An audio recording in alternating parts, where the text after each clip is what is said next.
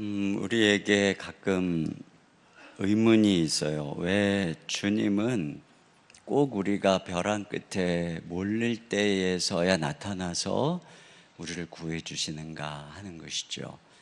물론 이제 텔레비전 같은 데 보면 영웅들이 꼭 그때 나타나 가지고 자기를 막 과시하고 그럴 때가 있기는 하지만 하나님께서 그런 것은 아닐 텐데 왜 꼭 우리가 이렇게 더 이상 테러가 없는 막바지에 이르렀을 때 나타나시는 걸까?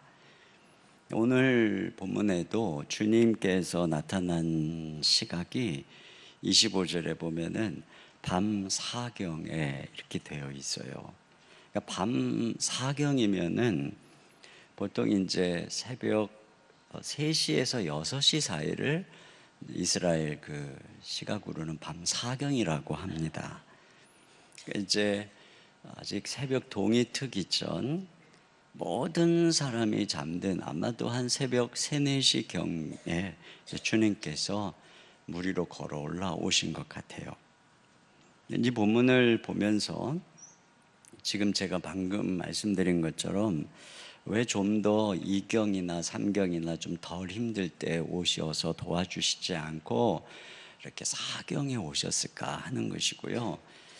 또 두 번째 질문은 이 밤사경에 물 위로 걸어오시는 예수님은 도대체 누구신가 하는 것이고요. 세 번째는 우리도 어떻게 하면 예수님처럼 물 위를 걸을 수 있을까? 이 세 가지 가지고 한번 말씀을 묵상해 보려고 합니다. 첫째로 왜 주님은 밤사경에 오셨을까? 그 이유는 밤사경이 지금 이 제자들에게 어떤 시간인가 하는 것을 우리가 보면 알 수가 있어요. 여기 24절 말씀을 같이 한번 읽어볼까요? 자, 24절입니다. 배가 이미 육지에서 수리나 떠나서 바람이 거스름으로 물결로 말미암아 고난을 당하더라. 여기 보면 바람이 거스름으로 이렇게 되어 있습니다. 그러니까 밤사경이 어떤 시간이냐면 역풍이 부는 시간이죠. 역풍이 불어서 노를 젓고 힘을 쏟는데 전혀 전진이 안 되는 그런 상황인 것이죠. 우리 인생에도 이런 역풍이 불 때가 있잖아요. 사업에 역풍이 불고, 가정, 자녀의 역풍이 불고, 건강에 역풍이 불고. 자, 이렇게 역풍에 시달리는 시간이 밤사경입니다. 이들이 지금 왜 이 역풍의 바다에서 이렇게 시달리고 있는 걸까요? 22절에 보니까 예수님께서 즉시 재촉하사, 제자들을 재촉하사, 예수님이 제자들을 바다 저편으로 가라고 재촉해서 지금 이들이 이 바다를 건너가고 있는 중이에요. 지금 이들이 무슨 불순종의 길을 가는 것도 아니고 주님께서 가라고 해서 순종하면서 가는 길입니다. 근데 지금 왜 역풍이 부는 걸까요? 이유가 있어요. 예수님이 제자들을 재촉을 했는데 왜 즉시 제자들을 재촉했다고 나오거든요. 그러면 무슨 일이 있고 나서 즉시냐면은 이 앞에 보면은 오병이어의 사건이 있었어요. 오병이어로 5천 명을 먹이는 엄청난 기적 같은 사건, 떡 5개와 물고기 2마리로. 그러니까 이 사건을 통해서 예수님이 지금 그 엄청난 무리들 가운데 인기가 상종가에 이른 순간입니다. 그래서 사람들이 예수님을 왕을 삼으려고 하는 바로 그 타이밍이에요. 그러니까 제자들 인기 역시 마찬가지로 엄청 올라갔겠죠. 자기들이 지금 예수님의 가까이 하는 측근들이고 제자들인데 예수님이 왕이 되고 대통령이 되고 그런다고 생각을 해보세요. 그러므로 그들 마음속에 무슨 생각이 들었겠어요? 야, 예수님이 왕이 되면 나도 드디어 이제 인생이 대박이 나는구나. 나도 이제는 한 자리 하겠구나. 뭐 이러한 기대감이 마음에 막 충만히 들었을 거라고요. 근데 그 순간 즉시 주님이 재촉해서 제자들에게 좌편으로 가라고 내몬 것입니다. 근데 지금 그 바다 위에서 역풍에 지금 시달리고 있는 거예요. 그렇다면 실제로 바다에서 부는 역풍은 무엇을 거스르고 있는 것이겠습니까? 무엇을 거스려 불고 있는 것이겠습니까? 그것은 바로 제자들이 사람들의 인기로 말미암아 마음속에 피어오르는 허영심, 야망, 욕심, 이걸 거스려서 지금 그 바다 위에서 역풍이 불고 있는 것이죠. 여러분, 아프리카에는 이 등에다가 큰 무거운 돌을 져야만 건너갈 수 있는 강이 있다고 합니다. 깊지는 않은데 물살이 세서 그 물가에 있는 큰 돌을 짊어져야 떠내려가지 않는다는 것이죠. 이처럼 지금 제자들이 인기에 떠내려갈까 봐 역풍이라고 하는 무거운 돌을 그들에게 지금 얹어주고 계시는 거죠.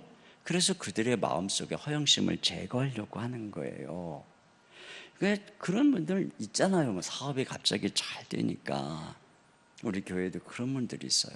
그러니까 막 잘 되니까 차부터 바꾸고 옷차림도 달라지고 막 재벌 2세처럼 달라지고, 벌써 이렇게 딱 표정만 봐도 마음에 허영심이 막 들어가고 있구나. 그러면 아니나 다를까 역풍이 불기 시작하는 것을 항상 보게 됩니다. 우리 속에 이런 거 있잖아요. 뭔가 좀 잘 되는 듯한데 갑자기 자녀가 문제를 일으키고, 그 순간에 이 세상에 품고 있었던 욕심, 이런 것들이 얼마나 헛된 것인가 알게 되는 것이죠. 그러므로 밤사경은 어떤 시간이냐면 허영심을 제거하는 시간입니다. 그러니까 왜 주님이 2경이나 3경에 오시지 않은 걸까요? 2경이나 3경은 아직 그들의 허영심이 제거되지 않은 때인 거죠. 아직도 세상적인 야망이 그들에게 가득한 시간인 거예요. 그러므로 밤사경은 그게 다 제거된 그 시각이라고 우리가 볼 수 있습니다. 그러니까 밤사경의 기도는 무슨 기도겠습니까? 우리 마음속에 있는 허영심을 못 박는 기도인 것입니다. 마음의 욕심을 내려놓는 기도인 것이죠. 내가 지금 간절하게 어떤 기도를 해요. 근데 그 마음 깊은 곳에 들어가 보면 왜 남편이 그렇게 승진을 해야 되지? 지금도 월급 잘 받고 꼭 승진한다고 무조건 좋은 것도 아닐 수도 있는데, 그런데도 들어가 보면 자랑하고 싶어서, 그것 때문에 저 어깨 좀 펴고 싶어서, 왜 꼭 우리 자녀가 의대를 가야 하지? 꼭 그것만 길이 아닌데, 그것 때문에 좀 부모님이 사람들에게 얼굴이 좀 서고 싶어서. 근데 여러분, 우리에게 이런 마음이 있잖아요. 근데 이런 마음을 품는 동안에는 하나님께서 우리 기도를 들어주시지 않으세요. 우리가 구해도 얻지 못하는 것은 정욕으로 쓰려고 잘못 구하기 때문이다. 그래서 하나님께서 우리에게 역풍을 허락해 주시는 것이죠. 허영심의 찌꺼기를 제거하도록 하기 위해서. 우리가 예수님을, 우리 허영심을 채우기 위한 수단이 아니라 예수님 자신을 목적으로 삼을 때, 그때 주님이 우리 속에 오시는 것이고 우리에게 응답해 주시는 것입니다. 두 번째로, 이 밤사경은 그들이 지금 한계 상황에 이른 것이라는 사실이죠. 그들이 지금 배를 타고 저녁 때니까 아마 늦어도 한 8시, 9시 정도에는 출발하지 않았겠어요? 근데 지금이 이제 밤사경이니까 새벽 3시라고만 해도 6시간을 노를 저은 상황입니다. 역풍 속에서. 근데 요한복음에 보면 그들이 한 12여리를 갔다라고 하거든요. 그럼 한 4, 5km를 간 것인데요. 갈릴리 바다의 직경이 13km 정도 됩니다. 그런데 6시간 동안 그 밤에 열심히 노를 저어서 새벽 3시가 됐는데 바다 한가운데 있는 것이고, 역풍은 거세게 불고 물결은 거세지고 배는 앞으로 나가지 않고 힘은 다 빠져 있는 상황이죠. 여러분, 바다에서 파도가 막 넘실넘실 일어나는데 노를 안 젓는다, 배 뒤집어집니다. 위험한 것이죠.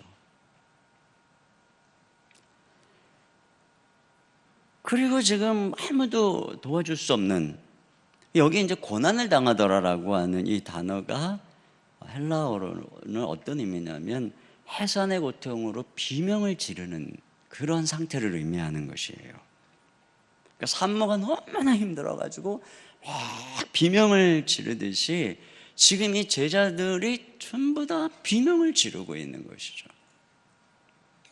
너무나 힘들어서 탄식을 하고 있는 것입니다. 그러니까 지금 한계 상황에 이르렀어요. 뭐 우리가 이 세상에서도 한계 상황에 이를 때가 많잖아요. 퇴직금을 털어서 형제들에게 돈을 빌려서 사업을 시작했는데 갑자기 불황이 오고 통장의 잔고는 점점 줄어들고 카드 빚은 늘어나고 그러는데 건강마저 약해지고 아이들은 삐뚤어지고 이래서 더 이상 버틸 힘이 없이 앞길이 캄캄하고 어떻게 될 바를 모르는 그 한계 상황, 뭐 이런 것들도 우리에게 이르잖아요. 이때 이제 바로 이때 도무지 어찌할 수 없는 이때 이제 예수님이 그 한계 상황의 바다 위로 걸어오시는 것입니다. 그럼 왜 주님께서 2경이나 3경에 오시지 않고 이때 오시는가? 2경이나 3경은 어떤 때입니까? 아직 내 힘이 남아있을 때 있죠. 그래서 아직은 자기 힘을 의지하고 아직은 뭔가 이렇게 피할 구석을 많이 두고 있고 여러 가지 이거 안 되면 저런 대안이 있겠지 하는 그런 시간입니다. 아직은 자기 계획과 자기 뜻을 포기하지 않은 시간인 것이죠. 이때는 주님이 안 오시는 거예요. 우리가 우리 나름대로의 시간표를 다 세워놓고 우리 계획을 다 세워놓고 주님 도와주세요. 그러면 주님이 오시지 않습니다. 주님이 언제 오시냐면 내 뜻과 내 계획을 내려놓고 주님 어떻게 할까요? 이럴 때 이제 주님이 응답을 해주시는 거예요. 내가 계획 다 세워놓고 주님 이렇게 해주세요. 이건 우리 예수님을 시종으로 삼는 거잖아요. 그때는 안 오세요. 아직 힘이 있어가지고 다른 여러 가지 대안을 생각하고 있을 때는 안 오세요. 여기 외에는 방법이 없다고 생각하고 전심으로 구할 때 주님이 오시는 것이죠. 어제처럼 전심으로 주님만 구할 때 그때 주님이 응답을 해주신다 하는 것입니다. 우리는 항상 제가 서두에 대해 얘기했지만 참 주님 너무하십니다. 어떻게 이렇게 항상 벼랑 끝에 몰려 있을 때 이렇게 오시나요? 이렇게 불평을 하거든요.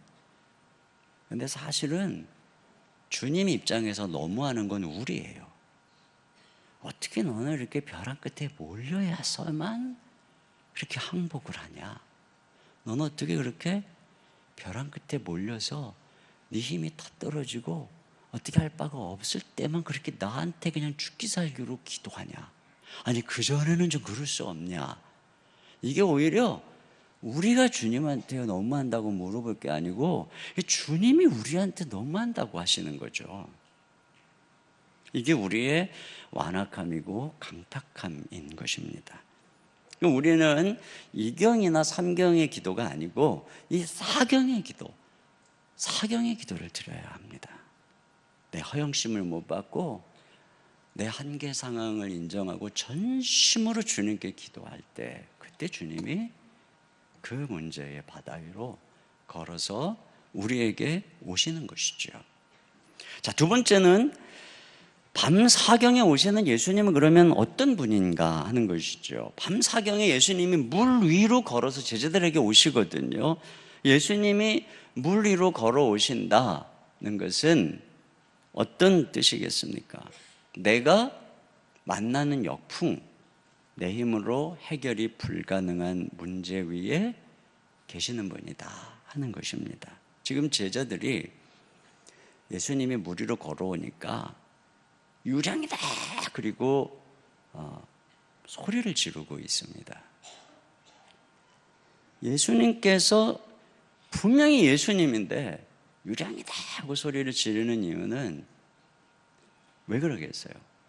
예수님이 오실 거라고 0.1%도 생각을 못한 상황에서 주님이 물 위로 걸어오고 계시니까요.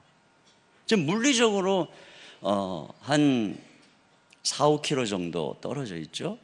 시간적으로는 역풍이니까 6시간 정도 거리에 있고 위치는 바다 한가운데. 도저히 유령이 아니고서는 그 시간에 올 수가 없는, 그러니까 예수님이라고는 생각할 수가 없는 그런 상황이죠. 절대 예수님은 이 상황에서 우리에게 올 수 없어. 절대 예수님은 이 상황에서 이 문제를 도울 수 없어. 바로 이제 그게 그 역풍의 바다거든요. 근데 예수님이 어떤 분이시냐면 바로 그 문제 위로 오시는 분이라는 것입니다. 우리는 불가능하다고 생각하는 그 문제 위로 걸어오시는 분이시다. 또 한 가지, 이 예수님은 물 위로 걸어오시는 분은 하나님이라는 뜻이에요. 이 마가복음에는요, 이 장면이 어떻게 나오냐면 마가복음 6장 48절에 예수님이 물 위로 걸어오셔가지고요, 저희에게 오사 지나가려고 하시며 이렇게 나와요. 이게 참 신기하죠. 예수님이 오셔서 그냥 이렇게 슥 지나가려고 하셨다는 거예요. 근데 여기에 대해서 여러 가지 해석이 있는데 신학자들은 이것을 구약의 하나님이 자신의 임재를 나타낼 때 사용하시던 표현을 사용한 거라고 합니다. 그래서 실제로 시내산에서 모세가 하나님의 이제 임재를 구할 때 그를 반석 틈에 두고 그를 가리고 하나님이 지나가시죠. 등만 보여주도록 지나가셨다. 그리고 호렙산에서도 엘리야에게 여호와께서 지나갈 것이니 산에 서라. 그래서 구약에서는 하나님 자신의 임재를 어떻게 표현하냐면 지나가신다, 이렇게 표현을 합니다. 그러니까 지금 이 마가복음에서는 지금 물 위로 걸어오시는 예수님이 지나가시려고 한다 했을 때 그 예수님이 하나님이심을, 하나님이신 예수님이 임재하고 계심을 표현하고 있는 거라고 하는 신학자들이 그렇게 해석을 합니다. 그러니까 지금 이 순간은 어떤 순간이냐면 예수님이 당신이 하나님이심을 계시하고 있는 순간입니다. 그래서 이 사건의 결말에 제자들이 뭐라 그러냐면 33절 보시면 배에 있는 사람들이 예수께 절하며 이르되 진실로 하나님의 아들이로소이다, 이렇게 얘기하고죠. 밤사경에 물 위로 걸어오시는 예수님은 누구냐? 내 인생의 역풍, 한계 상황, 도저히 올 수 없는 문제 위로 오시는 분이고 그 문제를 해결할 수 있는 하나님이시다 하는 것이죠. 그러므로 이 밤사경은 어떤 시간입니까? 모든 문제 위에 계신 하나님을 만날 수 있는 시간이죠. 귀로만 듣던 하나님을 경험할 수 있는 시간이에요. 이게 이제 우리 인생의 밤사경입니다. 이때 만나는 거예요. 우리가 하나님을 언제, 우리 생각으로는 아무 방법이 없다고 생각하는 그때에 우리는 하나님을 만나는 것입니다. 그래서 여기 물 위로 걸어오시는 분이 예수님인 것을 결국은 이제 발견하게 되죠. 내니 두려워하지 말라, 주님이 이렇게 말씀하시잖아요. 그러니까 베드로가 이렇게 얘기를 합니다. 28절에 베드로가 대답하여 이르되 주여 만일 주님이시거든 나를 명하사 물 위로 오라 하소서, 이렇게 얘기합니다. 조금 전까지 비명을 지르면서 탄식하던 베드로가 갑자기 물 위를 걷겠다는 거예요. 전혀 이렇게 역풍이 지금 여전히 불고 있는 상황이에요. 역풍은 예수님이 배 위에 올라갈 때 그쳤다고 됐거든요. 여전히 역풍이 불고 있어요. 조금 전까지만 해도 그 상황에서 지금 막 절망과 두려움 속에서 탄식을 지르고 있었거든요. 그런데 환경이 그대로인데 베드로가 갑자기 물 위를 걷겠다는 거예요. 그 역풍 위를 걷겠다는 거예요. 왜요? 그 뭐라고 이렇게 전제를 다냐면, 만일 주님이시거든, 그러니까 지금 물 위로 걸어오고 계시는 분이 나의 예수님이 맞으시거든, 이런 거죠. 그러면 자기가 물 위를 오라 하시면 내가 걷겠다는 것입니다. 이게 지금 무슨 상황이냐면, 베드로가 예수님을 재발견한 것입니다. 그동안 베드로가 알았던 그 예수님의 차원이 아니었던 거예요. 그 차원이면 베드로는 지금 이런 역풍 정도면 지금 이렇게 비명 지르고 절망하고 힘들어할 수밖에 없는. 근데 지금 이 순간에 베드로가 예수님을 재발견한 거예요. 예수님이 하나님이라는 사실을 재발견하고 나서는 진짜로 물 위로 걸어오시는 하나님이 내가 믿는 예수님이 맞다면 그러면 저도 물 위를 걷겠습니다, 이렇게 얘기를 하고 있는 것이죠. 지금 이 말씀을 이렇게 보면 오늘 우리에게 필요한 게 뭐냐면, 베드로처럼 만일 주님이시거든, 이런 재발견이 필요하다는 것이에요. 예수님은 전능하신 하나님이십니다.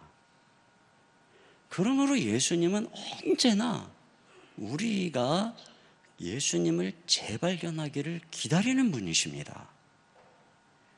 어제의 예수님, 10년 전의 예수님, 내가 신앙의 전성기 때 경험했던 예수님이 전부가 아닌 거예요. 예수님은 내가 발견하고 또 발견해도 여전히 재발견되셔야 하는 전능하시고 크신 하나님이신 거거든요.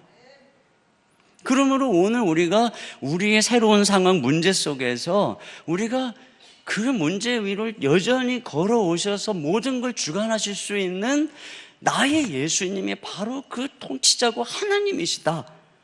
더 크고 놀라우신 하나님이신 예수님을 우리가 재발견하기를 기다리고 계시는 것이고, 우리의 모든 문제는 여기에 있는 것입니다.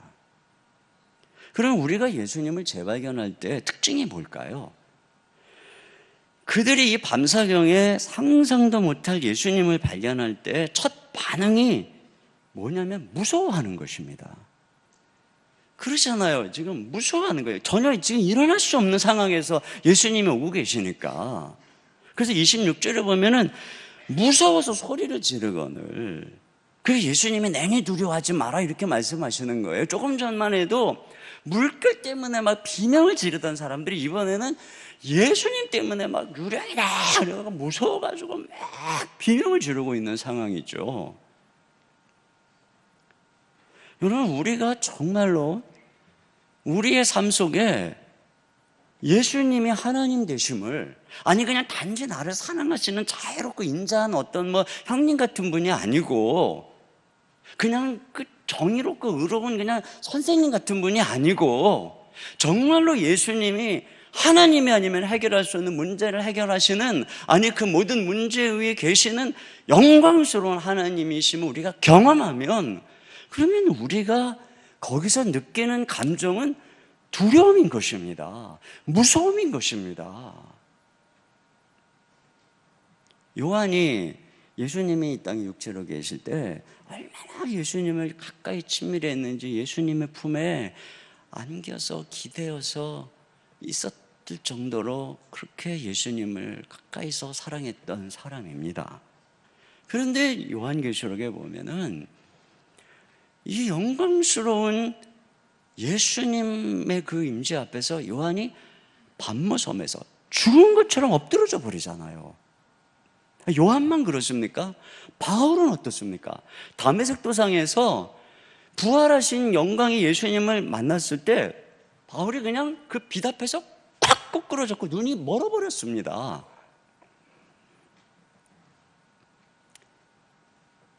그러니까요, 예수님을 이렇게 재발견을 했을 때에 성경의 이 제자들이 전부 이렇게 된 거예요. 이건 지금 내가 말한 두 사람뿐 아니라 예수님을 육체로 알고 누구보다 예수님을 사랑했던 그 모든 제자들이 부활하신 이후에 예수님의 영광 앞에서 다 두려워하며 전부 엎드러질 이런 경험을 다 한 것입니다.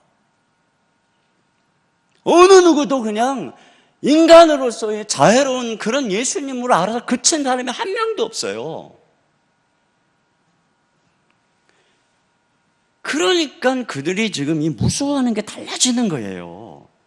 조금 전까지만 해도 역풍이 무서워가지고 막 인생이 그냥 다 끝난 것처럼 이러던 사람이 역풍은 온데가 안 되었고 예수님 앞에서 무서워가지고 그 더 나아가서 그 무서운 예수님을, 그 영광스러운 예수님을 만나니까 자기가 조금 무서워하고 무리를 걷겠다는 것입니다. 자기가.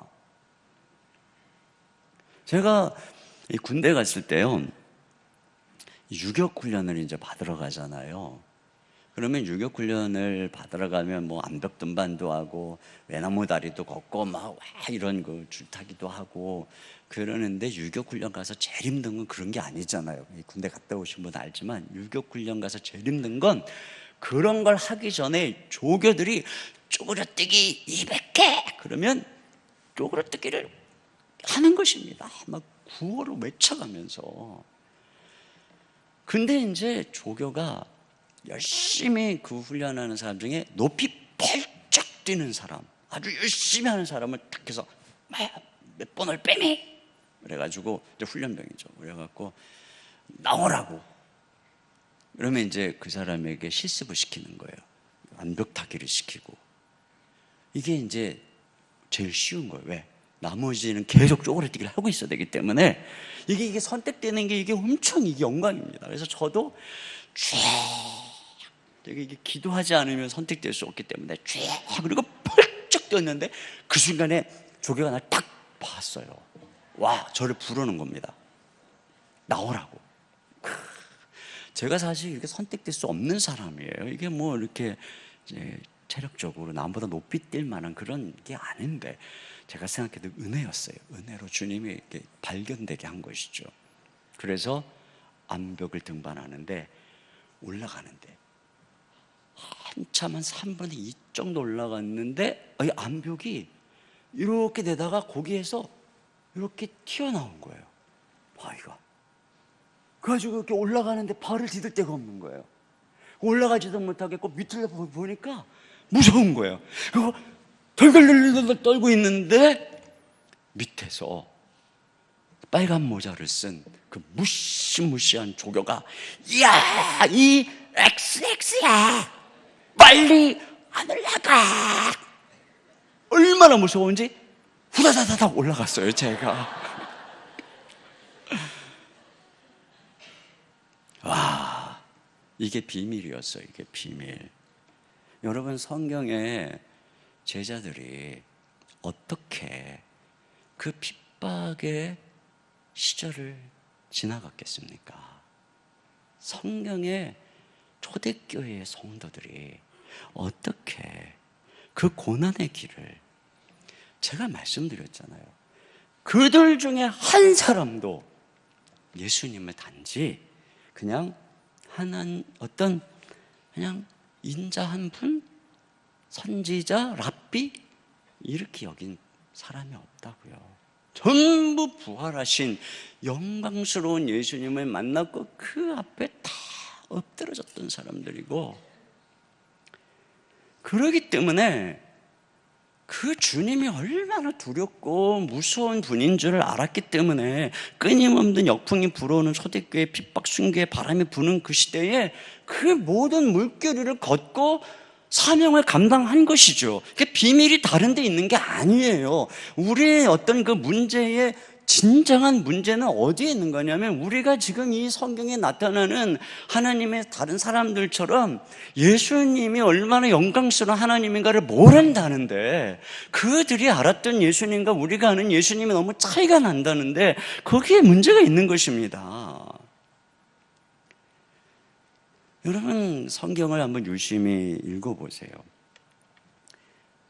성경을 쓴 저자들이, 제자들이, 초대교회에 예수님과 함께 있었던 이 성경의 저자들이 예수님을 누구로 소개합니까? 한때는 랍비라고 부르고 선생님이라고 불렀던 예수님을 그들이 한결같이 전부 다 하나님이라고 소개합니다. 보이지 않는 하나님의 형상입니다. 만물을 창조하신 분입니다. 하나님의 영광의 광채여 본체의 형상이시고 말씀으로 지금도 만물을 붙들고 계신 분입니다 라고 그들이 고백합니다. 예수님을 말이죠. 그 똑똑한 유대에 살았던 한 청년, 예수님을 누구보다 잘 알았던 그 똑똑한 사도 바울도 예수님을 그렇게 고백하는 거잖아요. 그 골로새서에 보면은 3년 동안 예수님하고 육체로 동고동락했던 예수님의 제자들도 예수님을 태초부터 계셨던 창조와 생명의 말씀이요 하나님의 독생자요 하나님을 우리로 하여금 보여주시는 이 독생자라고 우리에게 소개를 하지 않습니까? 여러분, 이게 복음의 시작이에요. 이 복음서를 그렇게 보면요, 뭐 마가복음도 그렇고 마태복음도 그렇고 제자들하고 예수님이 계속 지내면서 하시는 일이 뭐냐면 전반부까지 계속 하시는 일이 예수님이 하나님이라는 걸 계시하는 것입니다. 그래서 물결 위를 걷기도 하시고 바다를 잔잔기도 하시고 오병이의 기적을 일으키기도 하시고 사람을 살리기도 하시고, 그 과정을 통해서 예수님이 뭐를 계시하는 거냐면은 내가 그냥 인간이 아니고 하나님이야, 이걸 계속 계시합니다. 그러다 보니까 중간쯤 이르렀을 때 제자들이 무슨 고백을 하냐면 주는 그리스도시요 하나님의 아들입니다, 하나님입니다라고 고백을 합니다. 근데 그 다음부터 예수님이 뭘 계시하기 시작하냐면 바로 그 하나님이신 인자가 십자가에서 죽어야 한다, 이걸 계시하기 시작합니다. 여러분, 이게 중요한 것이죠. 이 순서가 왜 중요한 겁니까? 십자가는 그냥 사람이, 어떤 위인이, 선한 사람이 달리면은 아무 의미가 없는 것입니다. 그 십자가에는 하나님이 달려야만 우리에게 구원의 소망이 있는 것이거든요. 바울이 다메섹 도상에서 예수 그리스도의 영광 앞에서 완전히 팍 엎드러지고 그분이 하나님이신 것을 발견한 이후에, 제자들도 마찬가지고요, 부활의 주님을 만난 이후에 그들의 생각에 전환이 온 거죠. 십자가에 죽으신 분은 하나님이셨구나. 죄 없는 의로우신 영광스러운 하나님이 왜 인간이 되어 십자가에 죽으신 걸까? 그제서야 예수님 말씀이 생각이 났던 거죠. 인자가 죽어야 하리라. 우리의 죄를 위해서 죽으신 거구나. 그분이 나의 죄 때문에 이 땅에서 죽으신 거구나. 이 복음의 발견과 깨달음은 예수님이 하나님이라는 사실을 알지 못하면 믿을 수가 없는 것입니다. 안 믿어지는 거죠.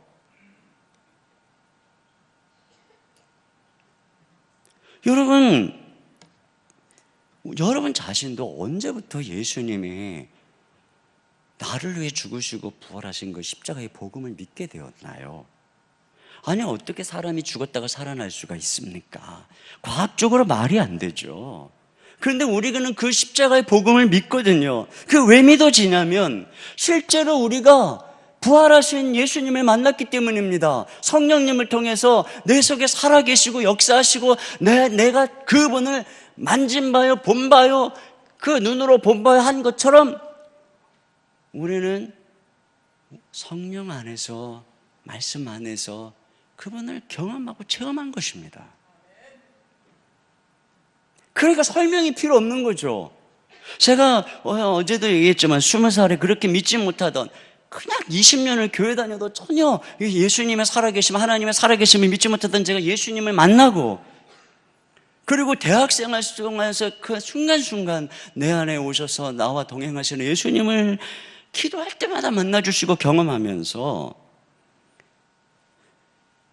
그때 제가요 가장 이해하기 어려운 설교가 뭐였는지 아세요? 부활절 설교.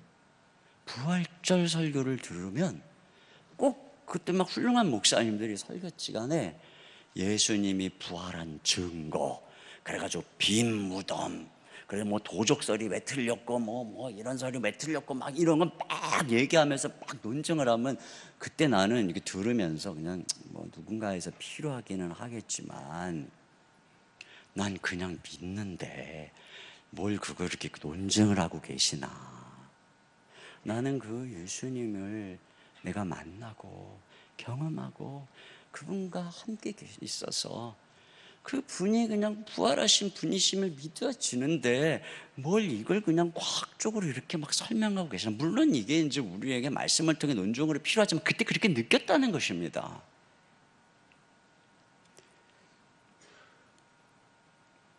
복음이 믿어질 뿐 아니라 예수님이 하나님이심을 알게 되면서 두려움의 대상이 달라진 것이죠. 제가 사실 그 예수님을 처음 만날 때가 대학 입시 실패했을 때였어요. 그냥 부모님이 저만 바라보고 제 나름대로 꿈을 꾸고 있었던 상황에서 실패했을 때 모든 게 다 무너졌다고 생각할 때였거든요. 식음을 전폐하고 드러누웠어요. 그런데 그때 이제 제가 주님을 만났고 예수님이 살아계신 하나님을 발견했고, 그분이 어두웠던 제 삶에 환한 빛으로 다가오셨거든요. 그리고 그 다음에 제가 대학 이제 2학년으로 올라가는 겨울에 또 주님이 제게 찾아오셨고, 그때 저는 제 인생을 드렸어요.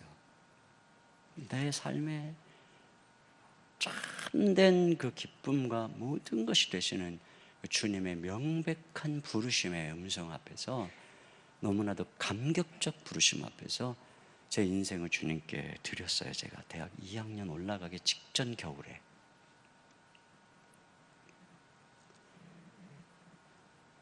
제가 그런 결정을 할 때 제가 가지고 있던 꿈이 무너지는 이런 모든 것들이 다 아무 의미가 없어지고, 저의 혈육이신 아버지가 예수님을 안 믿고 있었기 때문에 절대적으로 반대하는 그 모든 두려움도 하나도 문제가 되지 않았어요. 물론 그 시간이 저에게 너무나도 힘든 시간이었지만, 예수님과의 만남이 제 두려움의 대상과 기쁨과 가치의 대상, 제 영광의 대상을 바꿔버린 거예요. 어느 날 이게 제가 그 대학 1학년 때요, 교회에서 저하고 썸을 타던 한 자매가 있었어요. 아내가 없어서 하는 얘기입니다만, 제가 그 자매를 좋아했고 그 자매도 저를 좋아하는 것 같았어요. 근데 나중에 그 자매가 저 말고 다른 형제를 좋아하게 되었어요. 그래서 제가 상처를 받았죠. 이 마음에 이만한 구멍이 뻥 뚫어졌어요. 밤에 한숨도 못 잤어요. 하얗게 밤을 지새고 한 풀 밥도 못 먹고 이 시련의 상처에 마음이 뻥 뚫어져 가지고 그렇게 헉헉 거렸는데, 제가 그 다음날 CCC에서 이제 활동하고 있었기 때문에 LTC 훈련을 받으러 가야 했어요. 그래서 LTC 훈련을 받으러 가는데 읽어야 되는 과제가 믿음으로 사랑하는 법이라고 하는 책자였어요. 근데 그 책자에 밤에 읽었어야 되는데 가슴이 뻥 뚫어져 갖고 글이 안 들어오니까 전철을 타고 가면서 읽었어요. 근데 읽는데 무슨 내용이 나오냐면, 빌 브라이트 박사님이 연애 시절에 보네트 여사 그 자매한테 한 가지 숨긴 게 있었는데, 자기가 자매보다 하나님을 더 사랑하는 사실을 그 자매가 아직 믿음이 없었기 때문에 말하지 않았다는 거예요. 제가 이걸 이렇게 읽으면서 에이, 뻥치고 있네. 왜 지금 나는 그 자매한테 상처받아가지고 지금 막 가슴이 뻥 뚫어서 어느 걸로도 채울 수 없는 상처를 입고 있는데 뻥치고 있네. 그러면서도 계속 읽었어요. 그러다가 제가 전철 안에서 기도를 했어요. 하나님, 이게 진짜면 저에게 이 사랑을 알게 해주세요. 기도했어요. 그런데요, 예배당도 아니고 집회장도 아니고 기도원도 아니고 전철에서, 그것도 앉아가는 것도 아니고 서서 이러고서 책을 읽다가 갑자기 저 위에서 무엇인가 확 부어졌어요. 사랑이, 하나님의 임재가. 그래가지고요, 뻥 뚫려진 내 마음 저 밑에서 샘이 퐁 하고 터져가지고 기쁨과 사랑과 평강의 샘이 막 흘러넘치더니 나의 뻥 뚫린 가슴을 다 치유하고, 이게 기쁨이 흘러넘쳐갖고 얼굴이 막 기뻐갖고 이게 흘러넘치는 거예요. 이게 그냥 그 순간으로 끝낸 게 아니고요, 주일날 그 자매를 제가 탁 찾아갔죠. 나에게 상처를 준 그 자매. 근데 이미 내 마음에는 그 자매보다 나에게 어마어마한 사랑을 부어주신 주님을 더 사랑하고 있었어요. 그 사랑이 내 속을 가득 채우고 있었어요. 그러니까 이 사랑 외에는 어떤 사람도 필요하지가 않았어요. 내가 아무렇지도 않은 듯이 자매에게 인사를 하고 아무렇지도 않은 듯이 지냈을 뿐 아니라, 그때서부터 제가 하나님 앞에 결심을 했어요. 제가 그때부터 내가 어떤 현상이 일어났냐면, 자매가, 죄송합니다 자매인데, 그때 자매가 돌같이 보이는 거예요. 아무렇지도 않은 거예요. 내 마음에는 예수님을 사랑하고 그분께 내 인생을 드리는 것 외에는 아무 내 마음에 기쁨이 없고 다른 소망이 없는 거예요.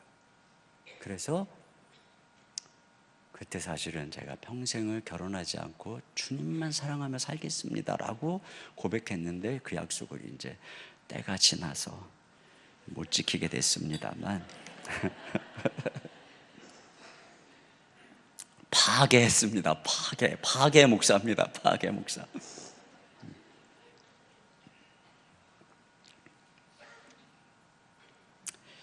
제가 무슨 말씀을 드리는 거냐면, 예수님이 얼마나 영광스러운 하나님이시고 아름다운 분이시고 사랑이신지, 그분을 한번 만나니까 저의 사랑의 대상이 바뀌어버린 것입니다. 저의 흠모와 마음의 이 열망의 대상이 바뀌어버린 거예요. 우리가 이 세상에서 무엇인가를 막 두려워하고 아까워하고 질투하고 근심하고 하는 그 이유는, 그거보다 더 영광스럽고 위대한 하나님을 만나지 못해서, 예수님을 여전히 그냥 랍비, 선지자, 인격자, 뭐 그냥 철학 사상 정도로 생각하니까, 그분이 도대체 내 삶의 이런 그 광풍과 풍랑과 역풍과 이런 모든 아픔 속에서 뭐 그냥 아무 힘이 없는 거예요.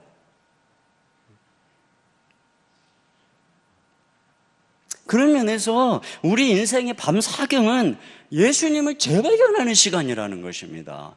나를 재발견해라.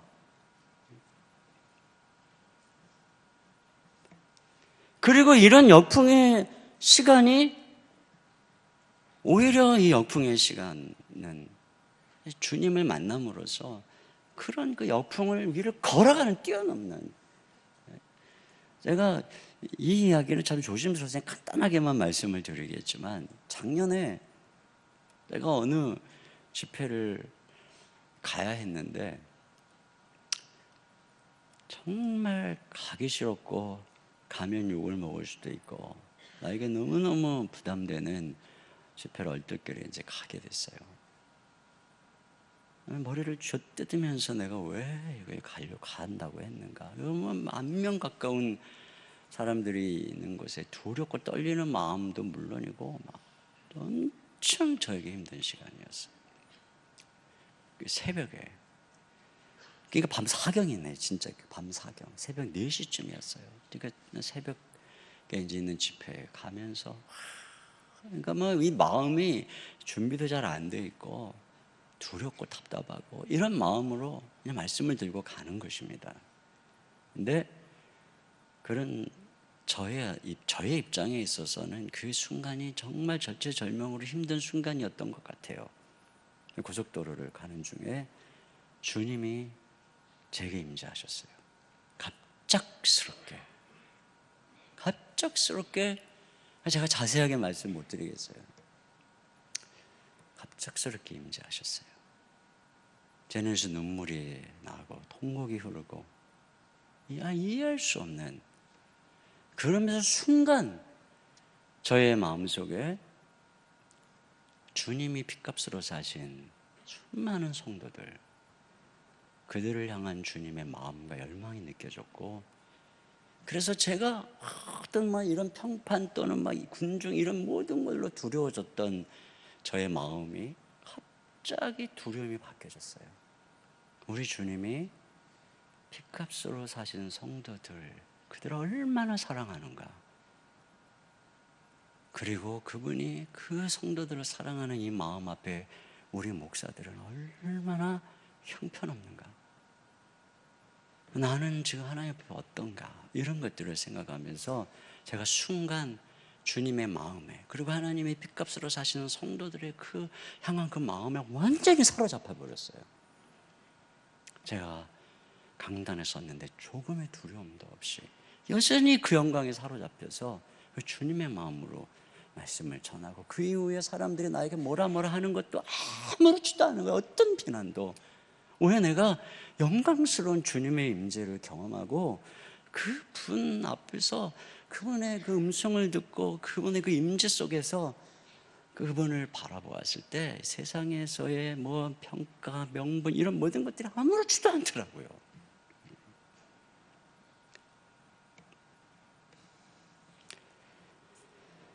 우리 두려움의 밤 사경에 우리가 해야 되는 것은 바로 이와 같은 것이죠. 주님을 재발견하는 것, 문제를 해결하기보다 문제를 뛰어넘게 하시는 하나님을 만나는 것, 지금도 끊임없이 우리가 이 예수님을 재발견하고 재경험되어야 하는 것이죠.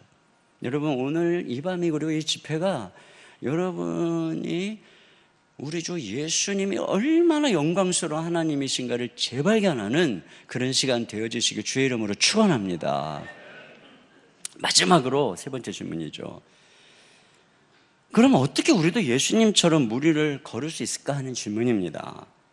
베드로가 예수님에게 자기도 무리를 걷겠다라고 하니까 예수님이 오라 그러거든요. 정말로 베드로가 무리를 걸어요. 그러니까 아마 제가 생각할 때는 인류 역사상 무리를 걸은 저 구약에 있는 사람 빼고 어떤 최초인 것 같아요. 무리를 걸은.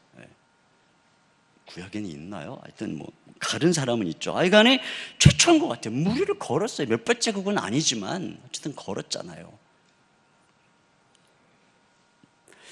여러분, 그런데 무리를 걷다가 어떤 일이 일어나 보세요. 30절 다 같이 보겠습니다. 30절 보시면 바람을 보고 무서워 빠져가는지라, 다 같이요, 소리질러 이르되 주여 나를 구원하소서 하니. 여기 보니까 바람을 보고, 바람이 안 보이는데 어떻게 봤겠어요? 바람에 의해서 물결이 막 일어나는 걸 봤겠죠.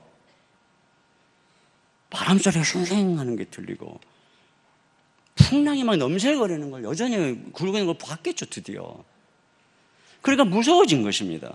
그러니까 무서워지는 순간에 빠지기 시작하는 거예요. 그리고 주님이 이제 그냥 빠지는 그를 손으로 딱 잡고 뭐라고 그러시냐면, 자, 31절을 다 같이 보겠습니다. 시작. 예수께서 즉시 손을 내밀어 그를 붙잡으시며 이르시되 믿음이 작은 자여 왜 의심하였느냐 하시고, 믿음이 작은 자여 왜 의심하였느냐 이렇게 말씀하시는데요.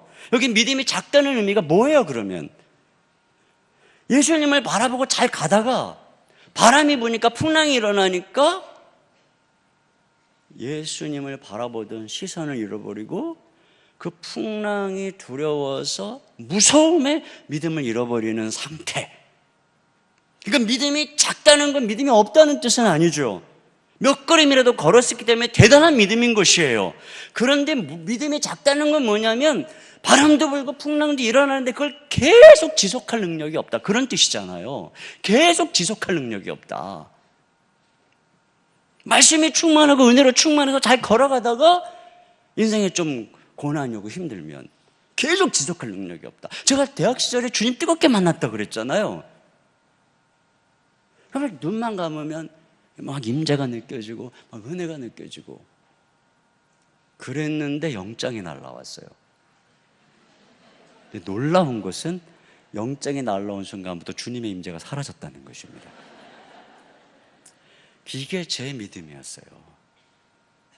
그 군대에 대한 두려움 때문에 그렇게 주님 생각만 해도 눈물이 나고 찬송만 불러도 주님 임재가 느껴졌던 제가 거기에 딱 무서워하니까 상당하게 사라지는 거예요. 그래서 제가 군대 갈 때 이렇게 가서는 안 되겠다 싶어가지고 제가 군대 가기 며칠 전에 혼자 감람산 기도원이라는 데 올라가서 밤새 기도했어요. 하나님, 제가 군대 갑니다. 근데 그곳에서도 주님과 동행하고 싶습니다. 기도하는데 머리만 아프더라고요. 머리가 너무 아프고 기도도 안 되더라고요. 피곤하고 잠이 들었어요. 그 바위 위에서 잠이 들었어요. 여름이었거든요. 그러다 깼는데 주님이 저를 찾아오셨어요. 임재하셨어요. 그래서 그때 전심으로 주님께 제 인생을 맡기고, 주님, 제가 그때 제 몸무게가 47kg였어요. 48kg 그때. 제가 이 몸으로 군대 가는데 지켜주십시오. 그리고 제 군대를 갔거든요. 그러나 군대 가서도 그 상황 속에서 믿음 엄청 까먹었습니다. 이게 우리의 연약한 믿음의 현주소예요. 그래서 대학생 때 제가 대학부 지도하고 청년부 지도하고 장년부 지도한 대학생 때가 제일 교만해요. 자기가 역풍이 별로 없잖아요. 막 자기가 온 세상에 믿음이 다 있는 것 같아요. 그러다가 이제 딱 제가 직장 청년 지도할 때 이제 다 직장 청년들 회사에서 전부 말단에 그냥 힘겹잖아요. 얼마나 겸손한지 몰라요. 청년부, 직장 청년부 지도할 때가 제일 좋았어요. 제가 대학부 지도할 때는 엄청 힘들었어요. 너무 교만해가지고. 여기 대학과 그렇다는 게 아니고요.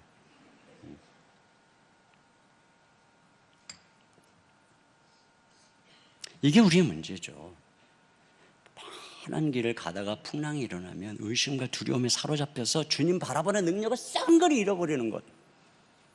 그러면 우리는 어떻게 무리를 걸으면서 무서워하지 않는 믿음을 가질 수 있을까요? 이게 중요하죠.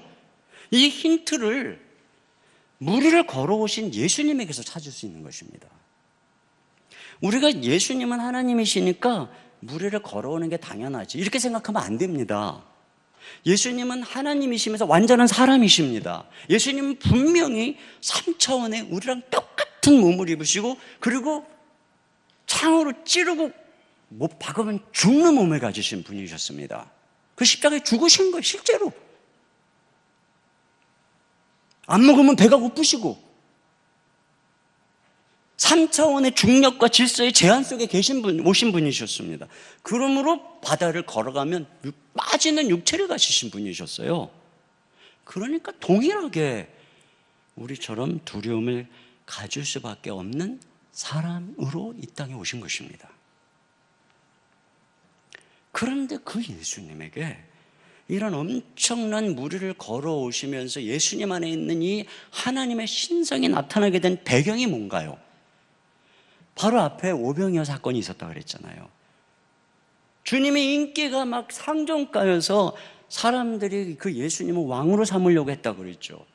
근데 예수님은 산으로 가셨다고 나오는데 요한복음은 이렇게 되어 있어요. 요한복음 6장 15절 다 같이요. 시작. 그러므로 예수께서 그들이 와서 자기를 억지로 붙들어 임금으로 삼으려는 줄 아시고 다시 혼자 산으로 떠나가시니라. 이건 거의 도망가시는 수준이에요. 산으로 제자도 급히 막 내밀고 산으로 도망가시는 거예요. 과거에 이 요셉이 보디발의 아내 유혹에 도망가듯이 예수님조차 인기, 손만 뻗으면 얻을 수 있는 권력, 인기, 이건 엄청난 유혹이었기 때문에 그냥 점잖게 이게 아니에요. 산으로 피신 가신 것입니다. 그 정도로 육체 안에서 우리가 경험하는 유혹은 뿌리치는 게 쉬운 게 아닙니다. 내가 손만 뻗으면 잡을 수 있을 때 그건 절대로 거절하기 쉬운 게 아닙니다. 그래서 이때의 제자들에게는 역풍의 시간이 필요했던 것이고 이때의 예수님에게는 무슨 시간이 필요했다는 것입니까? 자, 23절 다 같이 23절 시작. 무리를 보내신 후에 기도하러 따로 산에 올라가시니라. 저물매 거기 혼자 계시더니 밤새 제자들이 6시간 동안 역풍에 시달리는 그 시간 동안 예수님은 산에 가서 밤새 기도하셨던 거예요.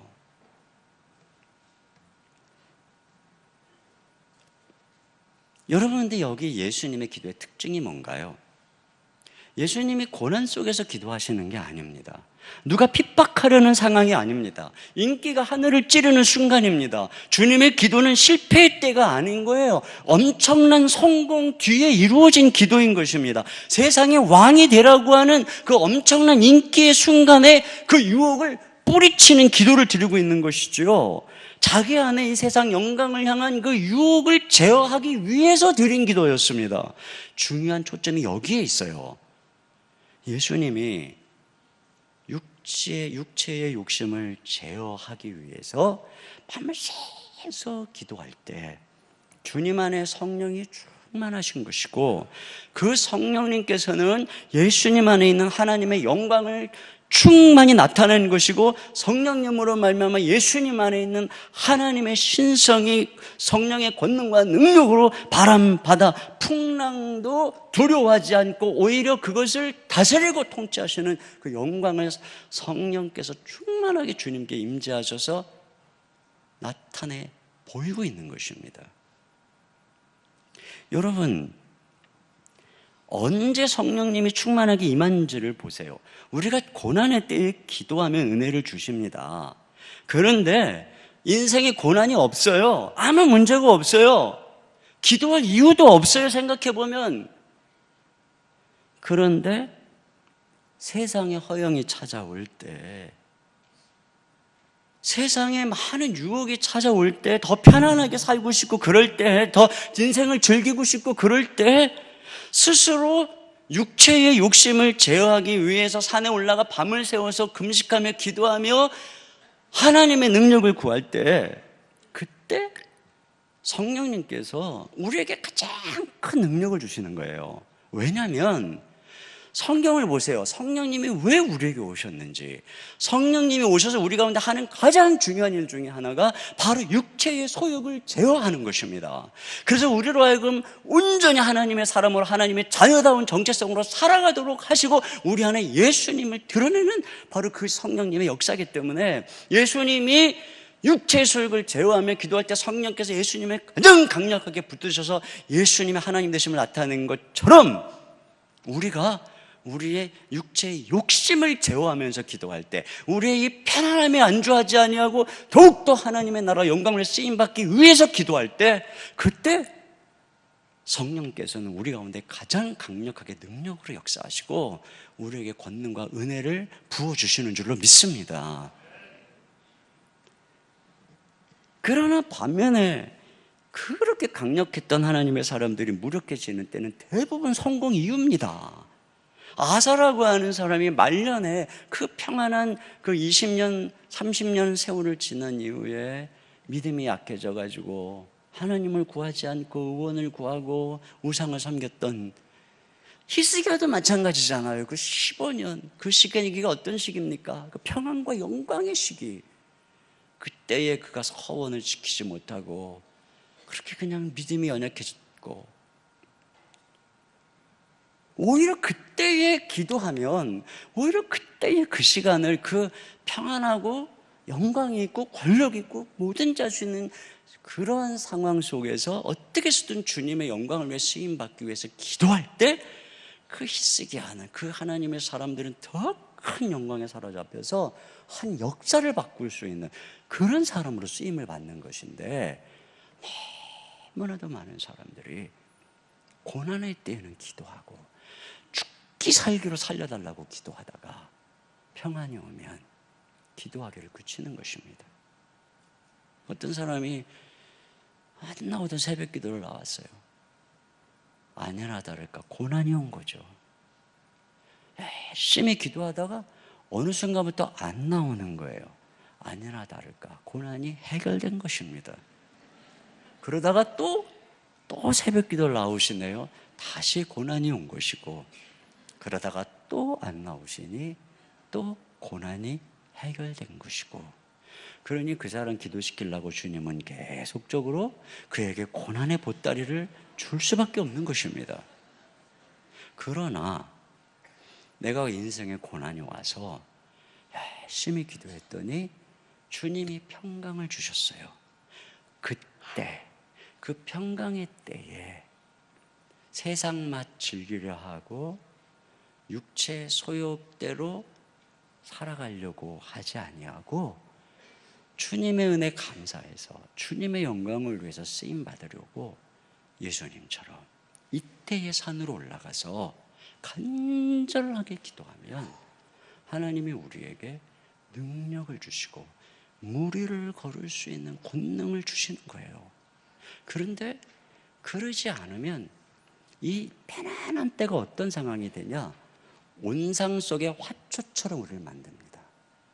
그래서 고난의 때에 야성이 있고 막 믿음의 어떤 그 간증이 있고 이랬던 사람들이 모든 문제가 다 해결되고 평안히 10년, 20년 지내는 동안에 기도 안에도 살아갈 수 있으니까 온상 속의 화초처럼 야성이고 뭐고 다 잃어버려서 조그마한 바람이 불고 풍랑만 일어나도 믿음의 야성 다 잃어버려가지고 두려워 떨고, 이런 문제가 생기면 어쩌나, 이런 문제가 생기면 어쩌나, 옛날에 그렇게 하나님의 영광을 바라보았던 믿음의 야성과 풍랑이를 걷던 그 믿음의 용기는 다 잃어버린 채 지금 있는 상황을 간신히 유지하려고 두려워 떠는 이런 존재로 전락했다가 결국에는 아사처럼 히스기야처럼 그냥 무너져 버리는, 이렇게 돼버리는 거예요.